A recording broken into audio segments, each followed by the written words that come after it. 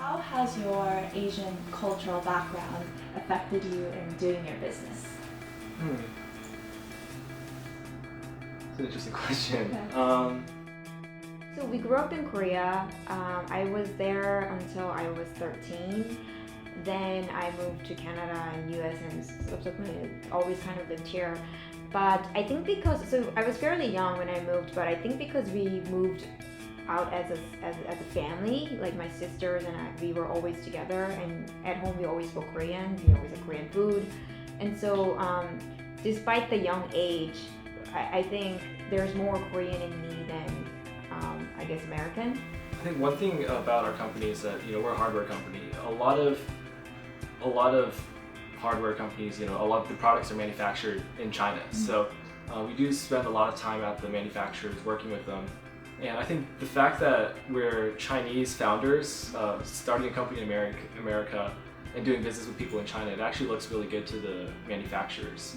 So a lot of the factory workers and the engineers at the factory owners, they'll actually really enjoy working with us, and we're able to build a really strong relationship with them there. And I think just being Chinese, being able to speak Chinese with them helps a lot. There's this concept of tong, which is like, I don't even know how to translate it, but it's kind of like caring for other human beings. Doesn't have to be your family or friends, like just being caring and just genuinely being nice. I think all those things really helped me and my sisters interpersonal skills, and like the way we think about customers is kind of like a similar way. So in that sense, I think it helped a lot. Every Christmas, and we're about to go see my mom. I'm going to see my mom and dad, and he's to see his parents. How's that Boba shop thing you're going? And it's a lot of social risk, because it's much easier to say, I have a really great corporate job. I have a cush job. I work for a great company. So much easier to say that. So for Asian Americans, for the ones that have great ideas and have a strong drive and who are built for it, we both think you should be an entrepreneur, and if you have that appetite for social risk.